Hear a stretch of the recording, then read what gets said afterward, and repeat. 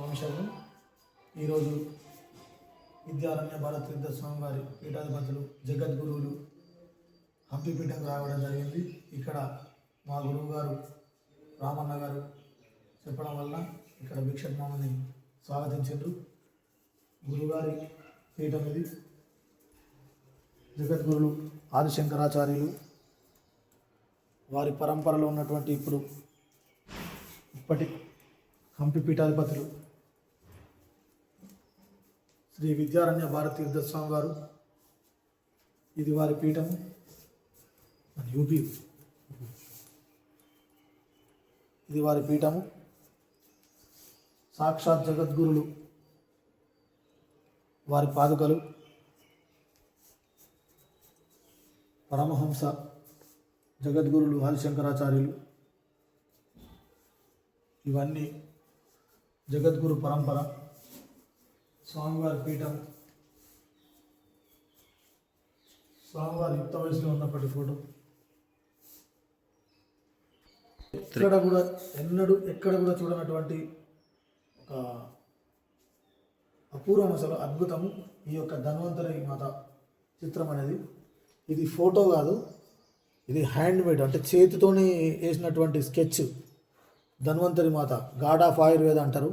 ధన్వంతరి మాత కేవలం అది మనకు హంపి విరూపాక్ష పీఠంలో మాత్రమే కనిపిస్తుంది. జగద్గురుల పరంపర హిందూ సామ్రాజ్యం స్థాపించిన రోజు శ్రీ విద్యారణ్య స్వామి వారు శ్రీ హంపి విరూపాక్ష విద్యారణ్య మహాసంస్థానికి సంబంధించినటువంటి ఫోటో ఇది. ఇక్కడ విరూపాక్ష స్వామి వారు సాక్షాత్తు మహాదేవుడే విరూపాక్షంగా కొలువైనటువంటి మహాదేవుడు లింగ రూపంలో ఇక్కడ ఉంటాడు. ఇంకా సాలగ్రామ లిఖితమైనటువంటి శ్రీ శ్రీ దిగంబరుడు శ్రీపాద వల్లభుడు దత్తాత్రేయ వారి పాదుకలు ఇవి. ఈ స్వామివారి నిజమైన పాదుకలు. ఇవి మనకు హంపి పీఠంలో మాత్రమే కనిపిస్తాయి, ఇంకెక్కడ కూడా కనిపించాయి.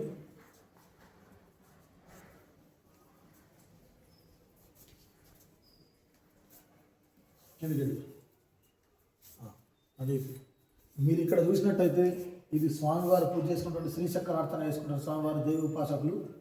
ఇవి ఇలా ఉంటుందన్నమాట. ఇది ఎప్పుడు మూసే ఉంటుంది. ఇందులో స్వామివారు ఇక్కడ ఉన్నప్పుడు మాత్రమే ఈ నిత్య ధూపదీప నైవేద్యాలు నడుస్తూనే ఉంటాయి. పొద్దున సాయంత్రం ఉభయ సంధ్యలు, ప్రాతకాలం ప్రదోషకాలంలో ఎప్పుడు పూజలు జరుగుతూనే ఉంటాయి. శ్రీచక్రార్చన నిత్యం జరుగుతూనే ఉంటుంది. ఇప్పుడు మనం మధ్యాహ్నం వేళలో వచ్చినాం కాబట్టి ఇది క్లోజ్ చేసి ఉంది. ఒకవేళ మనం ముందు వచ్చినా కానీ మనం లోపలికి పోవడానికి అవకాశం లేదు. మనం ఇక్కడనే ఉండి నిలబడి చూడడము. ఇది చూసుకున్నట్టయితే ఇది విద్యారణ్య పీఠంలో ఉన్నాం మనం ఇప్పుడు.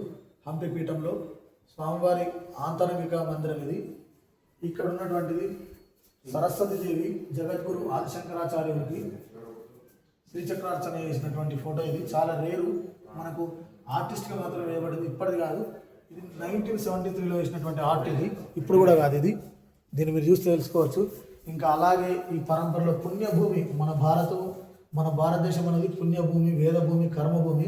దాని తగ్గట్టుగానే మన దగ్గర ఎన్నో నదులు, పర్వతాలు, శ్రేణులు, విద్యాపీఠాలు ఎన్నో ఉన్నాయి.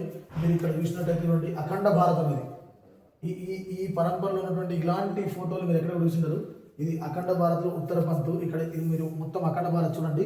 నేను మీకు దీని గురించి మీకు మళ్ళీ వివరిస్తాను. ఇది అఖండ భారత్. దీని పక్కనే ఉంది.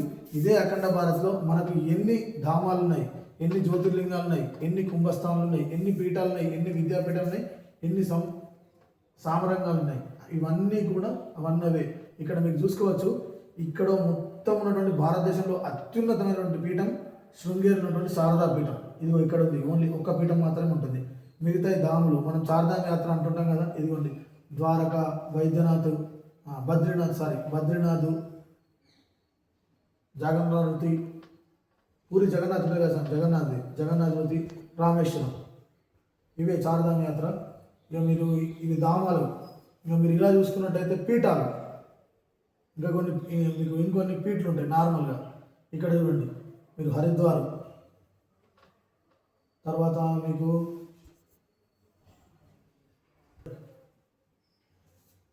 మీరు పక్కన చూసుకోండి. ఇవి చూసుకున్నట్టయితే మీకు చంతుసీమ నది, పర్వతాలు, సాగరాలు. మనకు మన దేశంలో ఉన్నటువంటి ఎన్నో నదులు, ఎన్నో పర్వతాలకు చాలామంది తెలియకపోవచ్చు. మీరు ఇక్కడ చూసుకోండి. మనకు నాసిక్లో పుట్టిన గోదావరి మన దగ్గర నుంచి వెళ్ళిపోతుంది, తెలంగాణ నుంచి వెళ్ళి గోదావరి. మనకు నదులు ఎన్ని ఉన్నాయో చూడండి. ఇక్కడ చూసుకోండి. గాంధార, సింధు, గంగా, యమున, సరస్వతి, బ్రహ్మపుత్ర, గోదావరి, కృష్ణ, కావేరి, నర్మదా, ఇవన్నీ కూడా నదులు. అలాగే మనకు నదులు కాకుండా మనకు పర్వతాలు కూడా కనబడుతున్నాయి. హిమాలయ పర్వతాలు, రేవతక్ పర్వతాలు, సహ్యాద్రి పర్వతము, మహేంద్ర పర్వతం, ఇలా పర్వతాలు, సాగరాలు, నదులు అన్నీ కూడా అఖండ భారతంలో మనకి ఎన్ని ఉంటాయి చూడండి. అలాగే మనకు పవిత్ర స్థానాలు, మన భారతదేశంలో ఉన్నటువంటి పవిత్ర స్థానాలు మీరు ఒకసారి గమనించినట్టయితే మీకు తెలుస్తుంది. మన భారతదేశంలో ఎన్ని పవిత్రమైన స్థానాలు ఉన్నాయో అవన్నీ ఇక్కడ ఉన్నాయి. మీరు చూసుకోవచ్చు ఇక్కడ ఇవన్నీ పవిత్ర స్థానాలే. అమర్నాథ్, వైష్ణోదేవి, నానకాన్, అమృత్సర్, గంగోత్రి, మానసేశ్వరు, కపిలవస్తు, మయూరు, అయోధ్య, ఇవన్నీ మీరు ఇవన్నీ ఒకసారి గమనించుకున్నట్టయితే మన దగ్గరకు వచ్చేసి నాందేడ్ ఉంది. మనకు దగ్గర ప్లేస్ అంటే నాందేడ్ ఒకటి ఉంది. పండర్పూర్ కూడా మనకు దగ్గరలో ఉంటుంది. మీరు ఇది చాలా రేర్గా చూస్తుంటారు. మీకు ఇది ఎక్కడ కూడా కనబడి ఉన్నాడు. ఇది అఖండ భారతంలో శ్రీరాముడు శ్రీకృష్ణుడు నడయాడిన నేల. అది ఎక్కడి నుండి ఎక్కడి వరకు నడిచింది అనేది చాలా స్పష్టంగా మనకు చూపించబడ్డది. ఇక్కడ చూడండి, శ్రీరాముడు అయోధ్య నుండి రామేశ్వరం వరకు, అంటే లంకలో ఉన్న రామేశ్వరం లంక బార్డర్ వరకు చూడండి ఎట్లెట్లా వచ్చింది, ఎట్లెట్లా వెళ్ళినది మార్గం అంతా ఉంది. ఇక్కడ సీతమ్మ వారితో వనవాసం చేసిన తర్వాత వెతుక్కుంటూ వచ్చింది. అలాగే శ్రీకృష్ణుడు, మీరు శ్రీకృష్ణుడు చూసినట్టయితే ఒక గీతలాగా, ఇక్కడ చూడండి ఒక గీతలాగా ద్వారక నుంచి శ్రీకృష్ణ మార్గం ఎక్కడ దాకా వెళ్ళి చూడండి, ఒక గీతలాగా అడ్డం వెళ్ళిపోతే శ్రీరాముడి పొడవు వచ్చింది.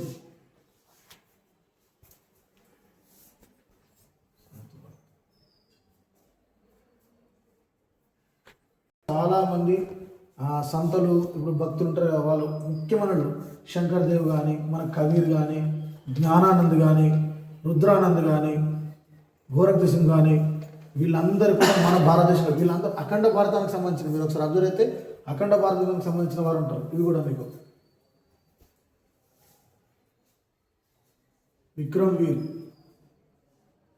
సంతోష్ లేఖ సేనానులు, విక్రమ్ వీర్లు, సర్దార్లు, పటేళ్ళు, రాణి రుద్రమదేవి, మనకు దుర్గాదేవి, వీళ్ళకు ఎంతమంది అయితే మనకు కిత్తూరు చన్మత్త, ఎంతోమంది ఇలా మనకు మగ మహారాజులు కాకుండా ఆడవారు కూడా రాణి రుద్రమదేవి లాంటి ఎంతోమంది వీరనార యోధుల గురించి కూడా మనకు ఇక్కడ తెలిపిండ్రు. ఇంకొకటి లాస్ట్ బట్ నాట్ లీస్ట్ అన్నట్టు మనకు మీరు చూడండి, కాలవంతు, సమాజము, సుధారకు, పెంచినకు, మనకు ఇలా ఎన్నో రకాలుగా మనకు అఖండ భారత్లో చూడండి మనకి ఎన్ని అనేది, మనకు ఎన్ని డ్యాములు ఉన్నాయి, ఎన్ని ఇవన్నీ ఉన్నాయి అనేది మొత్తం చూపిస్తారు. చూడండి ఒకసారి మనకు నాగార్జున కూడా ఉంది. మనకు అన్ని రకాలుగా చూసుకోండి, చంద్రశేఖర్, గుంబల్ చేస్తా అన్ని రకాలుగా ఉన్నటువంటి, మీరు ఒకసారి చూడండి. ఇందులో చూస్తున్నటువంటి మామూలు నీటి తొట్టె కాదు ఇది. మీరు ఆశ్చర్యపోతారు, ఇది నీటి తొట్టె కాదు, ఇది తుంగభద్ర నది. పీఠంలో తుంగభద్ర నది. మామూలుగా మన ఇంట్లో బావి ఎలా ఉంటుందో నడింట్లో, అలా తుంగభద్ర నదియే పీఠంలో ఉంది. మీరు కావాలంటే చూసుకోవచ్చు. ఇక్కడ ఉండేది నది పరివాహక ప్రాంతం ఎలా ఉందనేది, ఒక కోనేరు లాగా అన్నమాట నది. చూడండి ఇక్కడ చాలా ప్రాశస్త్యమైన విషయం ఏంటంటే నక్షత్ర తాబేలు. మీరు చూసుకున్నట్టయితే మీకు ఇక్కడ నక్షత్ర తాబేలు ఉంటుంది. చూడండి నక్షత్ర తాబేలు, పక్కన తాబేలు, కూర్మావతారం, ఎక్కడ కూడా కనిపించని అరుదైనటువంటి చిత్రం ఇది. ఓన్లీ విద్యారణ్య స్వామివారి పీఠంలో మాత్రమే, హంపి పీఠంలో మాత్రమే కనిపిస్తుంది. ఇదేంటిదంటే బ్రహ్మపుత్ర వృక్షం అంటుంది. ఈ బ్రహ్మపుత్ర వృక్షంలో మునులు, మహర్షులు, యోగులు, తపస్సంపన్నులు వీళ్ళు మాత్రమే కనిపిస్తారు. వాళ్ళ పరంపర మీరు చూసుకున్నట్టయితే మీకు తెలుస్తుంది. జమదగ్ని మహారాజు, భాగ్యత మహారాజు, మీకు ఇక్కడ అత్రి మహారాజు, విశ్వామిత్రుడు, అగస్త్య మహాముని, బలరాములు, కౌశిక మహాముని, మరీచి, గౌతముడు, అంగారసులు, భరద్వాజులు, వీళ్ళందరూ కూడా బ్రహ్మపుత్రులు. మీరు ఈ మన భారతదేశంలో, అఖండ భారతదేశంలో వేదభూమి కర్మభూమిలో మనకు 129 మంది బ్రహ్మపుత్రులు స్వామి. ఇవి మచ్చుకు మాత్రం 129 మంది బ్రహ్మపుత్రులు. దానిలో శల్యుడు, మారీచుడు, ఇలా ఎన్నో. జమదగ్ని పరంపరలో 29, బింద పరంపరలో 30, రుజవ పరంపరలో 41, శ్రీవత్స పరంపరలో 120, ఇలా ఒక కొమ్మ మీరు ఒక కొమ్మ, ఇక కొమ్మకి ఎంతమంది ఉంటారో మీరు అర్థం చేసుకోవాలి ఆ పరంపరలో. ఇందులో భాగంగా హంపి పీఠంలో భాగంగా మీకు లాస్ట్లో చెప్పుకోవాల్సిన విషయం ఏంటంటే హంపి పీఠాల పరంపర. హంపి పీఠం అసలు ఎప్పుడు స్థాపించబడింది, ఎవరెవరు పీఠాధిపతులు ఉన్నారో మీకు ఇప్పుడు ఇక్కడ మాత్రమే దొరికే ఫోటోని మీ కళ్ళకు కట్టినట్టు చూపిస్తాను. ఇక్కడ చూడండి, 778లో హంపి పీఠం స్థాపించబడింది. శ్రీమద్ భగవత్పాదులు శంకరాచార్యులు స్థాపించారు 788లో. 820 వరకు 820 నుండి సురేశ్వర స్వామివారు, తర్వాత నిత్యానందాచార్యులు, జ్ఞానందాచార్యులు, జ్ఞానముత్తమాచార్యులు, జ్ఞానగిరి, ఇలా వారి పరంపరలో ఇప్పటి వరకు 1976 నుంచి వెళ్ళి, అంటే మనకు 1976 నుంచి వెళ్ళి 2000 వరకు విక్రమ సర్వణిత అయిపోయిన తర్వాత విరూపాక్ష పీఠం నుంచి వెళ్ళి ప్రజెంట్ మనకు 2000 సంవత్సరం నుంచి శ్రీ విద్యారణ్య భారతీర్థ స్వామివారు ఉన్నారు. ఇప్పటి పరంపరలో విద్యారణ్య భారతీర్థ స్వామివారు ఉన్నారు. మీరు వారి ముఖ చిత్రం కూడా చూడొచ్చు. ఇప్పుడు ఉన్నటువంటి విద్యారణ్య భారతీ ఇప్పటి పీఠాధిపతులు, జగద్గురువులు, శంకరాచార్యుల పరంపర, నడిచే దైవం, మనకు కనిపించే దైవం, నడిచే దైవం ఆయనే విద్యాభరణ్య తీర్థ స్వామివారు. ఇదే స్వామివారి పీఠం. ముందుగా చెప్పుకున్నట్టు మళ్ళీ మనం పీఠం దగ్గరికి వచ్చేసినాం. ఇదే స్వామివారి పీఠం. మీరు ఇక్కడ చూసుకున్నట్టయితే ఎక్కడ కూడా కనిపించని పుస్తకాలు, పంపా మహాత్యం, శ్రీ పంపా మహాత్యం అనే పుస్తకాలు, ఇలాంటి పుస్తకాలు ఎన్నో వేల పుస్తకాలు ఉన్నాయి ఆ రూమ్లో. ఇప్పుడు మనకు అవకాశం లేదు, ఇందాక మేము వచ్చినప్పుడు ఉండే, ఇప్పుడు క్లోజ్ చేసినది. స్వామి శరణయ్యప్ప.